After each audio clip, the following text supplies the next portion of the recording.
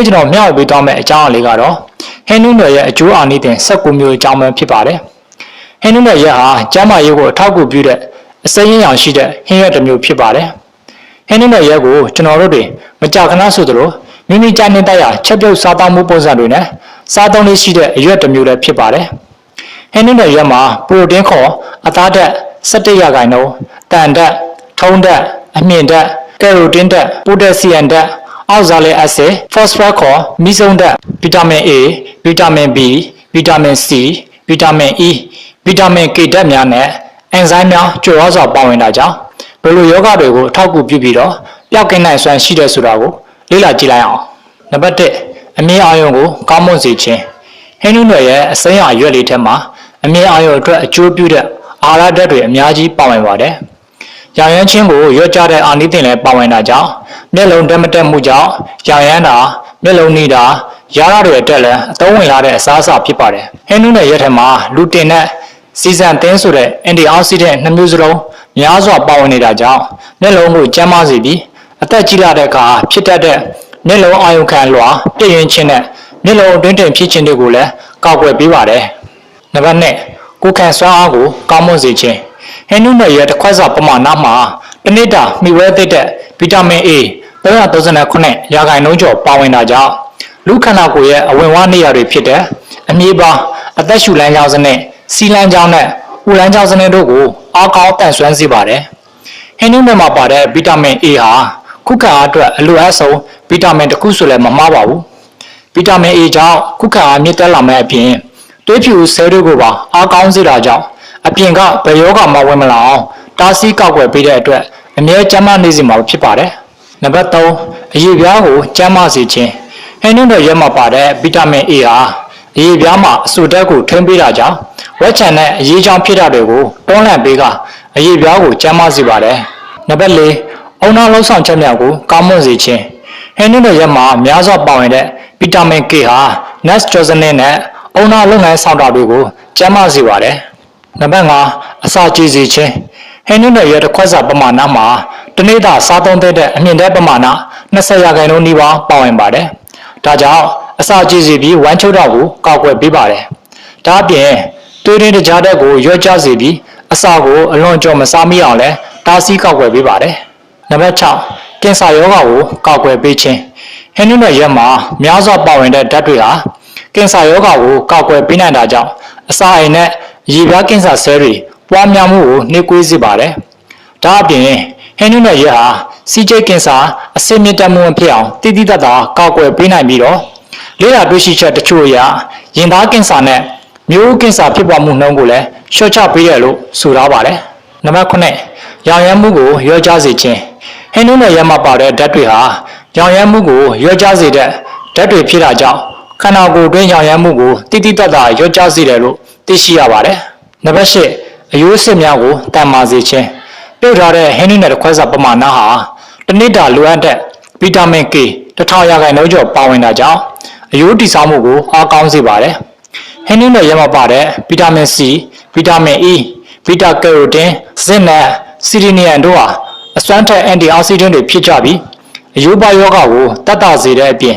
်အယိုးကျိုးလွယ်နှုန်းကိုလျှော့ချပေးပြီးအယိုးသိပ်သီးဆကောင်းလာအောင်အားဖြည့်ကူညီပေးပါတယ်နံပါတ်9သွေးကြောကျဉ်းခြင်းကိုတတ်တာစေခြင်းဟင်းနုနယ်ရဲ့မှာပါတဲ့အာဟာရဓာတ်တွေဟာသွေးကြောကျဉ်းယောဂါကိုလည်းတတ်တာစေတယ်လို့သိရှိရပါတယ်နံပါတ်10သွေးတိုးကျစေခြင်းဟင်းနုနယ်ရဲ့မှာပါတဲ့အစွမ်းထက်အန်တီအောက်ဆီဒန့်တွေဟာသွေးတိုးကိုလည်းကျစေတယ်လို့သိရှိရပါတယ်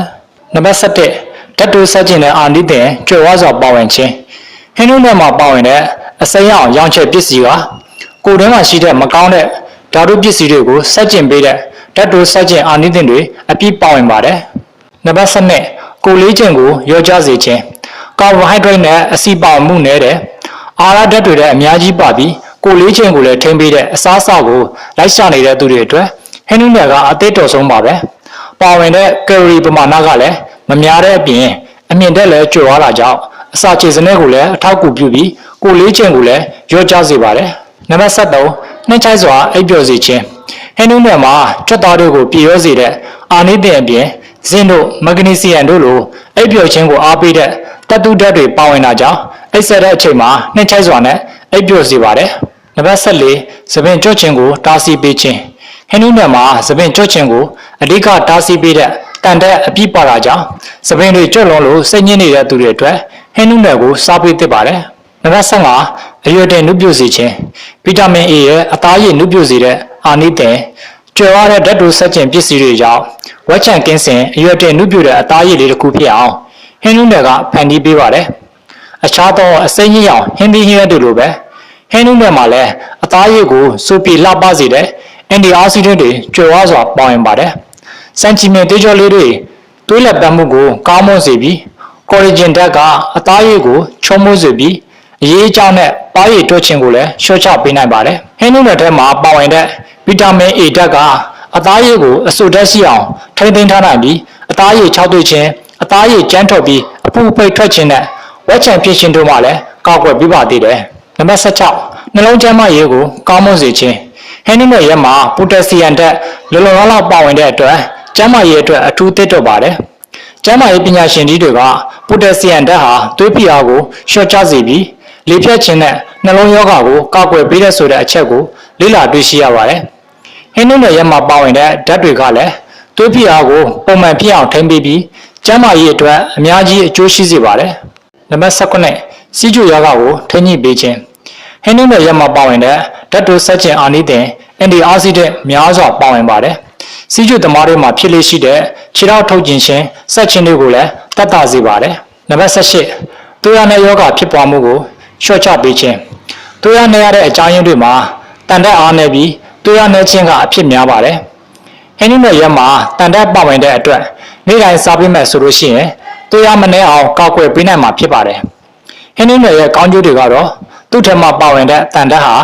ဂျိုထဲမှာပါဝင်တဲ့တန်တက်ထက်9ဆပိုမိုပါဝင်တဲ့အတွက်တန်တက်ချွတ်တဲ့သွေးရနဲ့ခြင်းကိုထိရောက်စွာကောက်ွယ်ပေးပါတယ်နံပါတ်19ကိုယ်ဝန်ဆောင်မိခင်များအတွက်အကျိုးပြုခြင်းဖော်လီအက်ဆစ်ကကိုယ်ဝန်ဆောင်မိခင်တွေအတွက်အရန်ကိုအရေးကြီးလိုအပ်တဲ့ဓာတ်ဖြစ်ပါတယ်ဖော်လီအက်ဆစ်ဓာတ်ကဗိုက်ထက်ကကလေးကြီးထွားနေတဲ့အချိန်မှာကောင်းကောင်းမွန်မွန်ဖွံ့ဖြိုးလာအောင်နဲ့ကလေးမွေးဖွားရမှာယောဂတွေမဖြစ်အောင်ကောက်ွယ်ပေးပါတယ်ကိုယ်ဝန်ဆောင်စဉ်ဟင်းနုနယ်စားပေးခြင်းကဖော်လီအက်ဆစ်ဓာတ်ရရှိမှုနှုန်းကိုတိုးပွားစေပြီးကိုယ်ဝန်ဆောင်ကျန်းမာရေးကိုလည်းကောင်းမွန်စေမှာဖြစ်ပါတယ်ဟင်းနုနယ်နဲ့ပတ်သက်ပြီးကောင်းကျိုးတွေကိုမျှဝေပေးခဲ့ပြီးဆိုတော့သတိထားမယ့်အချက်လေးတွေကိုလည်းဆက်လက်မျှဝေပေးချင်ပါတယ်ဟင်းနုနယ်ကိုစားသုံးမယ်ဆိုလို့ရှိရင်ချက်စားစားတုပ်ပဲစားစားကြော်ပဲစားစားအရင်ဆုံးရင်းနှီးဖြောပါတိုးတော့အချိန်ကြာမြင့်စွာရင်းနှီးဖြောခြင်းကိုရှာရှားပါမယ်ရင်းနှီးဖြောခြင်းဟာဟင်းနုနယ်ထဲမှာပါတဲ့အောက်ဇာလီအက်ဆစ်ဓာတ်ကိုဖယ်ရှားခြင်းဖြစ်ပါတယ်အောက်ဇာလီအက်ဆစ်ဓာတ်ကိုမဖယ်ရှားဘဲစားသုံးမိရင်အချိန်ကြာလာတဲ့အမျှခန္ဓာကိုယ်ထဲမှာအနေကျပြီးကြောက်တက်တတ်ပါတယ်အဆုံးသတ်အနေနဲ့ပြောချင်တာကတော့ဟင်းနုနယ်နဲ့တစ်ကြသည်နှစ်မျိုးစလုံးရိုးမစားမိဖို့ပါပဲမတက်လို့တော့မဟုတ်ပါဘူးတစ်ကြသည်ရောဟင်းနုနယ်ရောနှစ်မျိုးစလုံးကအောက်ဇာလီအက်ဆစ်ဓာတ်ပါဝင်မှုများလို့ဖြစ်ပါတယ်ဒါကြောင့်တစ်ကြသည်နဲ့ဟင်းနုနယ်ကိုတစ်ချိန်တည်းပမာဏများစွာတွဲစားမိလို့ရှိရင်အချိန်တို့အတွင်းမှာပဲကြောက်တက်တာကိုဖြစ်စေနိုင်ပါတယ်ဒီကနေ့ကျွန်တော်မျှဝေပေးခဲ့တာကတော့ဟင်းနုနယ်ရဲ့အကျိုးအာနိသင်19မျိုးအကြောင်းပဲဖြစ်ပါတယ်